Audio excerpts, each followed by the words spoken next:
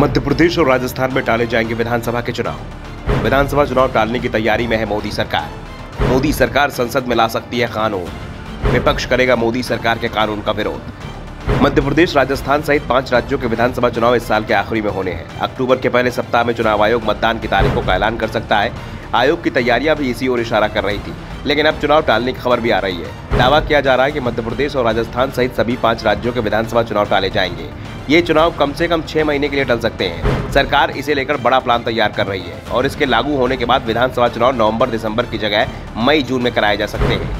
दरअसल मोदी सरकार ने संसद का विशेष सत्र बुला लिया है। इसके बारे में अधिसूचना भी जारी कर दी गई है। 18 से 22 सितंबर तक संसद का विशेष सत्र चलेगा और इस सत्र में कुछ महत्वपूर्ण विधेयक पेश हो सकते हैं। लोकसभा चुनाव से मोदी सरकार इस विशेष सत्र में एक देश एक चुनाव को लेकर बिल लेकर आ सकती है और विशेष सत्र में इस बिल पर मुहर लगवाई जा सकती है। शुरुआती जो जानकारी मिली है उसमें जिन राज्यों के विधानसभा का कार्यकाल मई 2025 तक है, उन सभी राज्यों के विधानसभा के चुनाव 2025 के अंत तक होने हैं।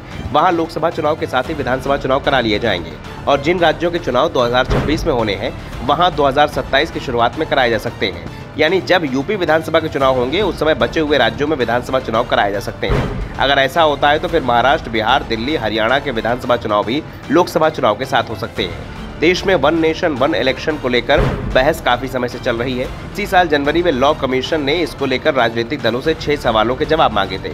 सरकार इसे लागू करना चाहती है तो वहीं कई राजनीतिक दल इसके विरोध में है। प्रधानमंत्री मोदी ने राज्यसभा में चर्चा के दौरान कहा था कि सीधे कह देना कि हम इसके पक्षधर नहीं हैं। आप इस पर चर्चा तो करिए भाई, आपके विचार होंगे, हम चीजों को स्थगित क्यों करते हैं। मैं मानता हूं कि जितने भी बड़े बड़े नेता हैं उन्होंने कहा है कि यार इस बीमारी से मुक्त होना चाहिए।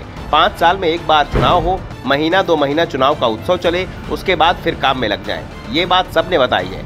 सार्वजनिक रूप से स्टैंड लेने में दिक्कत होती है। दरअसल देश जब आजाद हुआ तो 1952, 1957, 1962 और 1967 में लोकसभा और विधानसभा के चुनाव एक साथ ही होते रहे, क्योंकि अधिकांश राज्यों में कांग्रेस की सरकार बनती थी और केंद्र में भी कांग्रेस की सरकार रहती थी। तो ऐसे में राज्य और केंद्र के बीच टकराव नहीं होता था। लेकिन 1967 में चुनाव में कई राज्यों में कांग्रेस की हार हुई और कांग्रेस विरोधी दलों की सरकार बन गई, जिसके बाद केंद्र और राज्य के बीच टकराव शुरू हो गया है। उसके बाद 1968 और 1969 में कई विधानसभाएं समय से पहले ही भंग कर दी गई, जो गैर कांग्रेसी शासित थी। उसके बाद 1970 में लोकसभाएं भंग कर दी गई, जिसके बाद एक साथ चुनाव की परंपरा टूट गई। अगस्त 2018 में एक देश एक चुनाव पर लॉ कमीशन की रिपोर्ट आई थी। इस रिपोर्ट में सुझाया गया था कि देश में 2 फेज में चुनाव कराए जा सकते हैं। पहले फेज में लोकसभा के साथ ही कुछ राज्यों के विधानसभा चुनाव और दूसरे फेज में बाकी राज्यों के विधानसभा चुनाव। लेकिन इसके लिए कुछ विधानसभाओं का कार्यकाल बढ़ाना होगा, तो किसी को समय से पहले भंग करना होगा और ये सब बगैर संविधान संशोधन के मुमकिन नहीं है। और संविधान संशोधन के लिए संभवतः मोदी सरकार ने संसद का विशेष सत्र बुलाया है। वैसे सरकार की ओर से संसद सत्र को लेकर एजेंडे खुलासा नहीं किया गया है।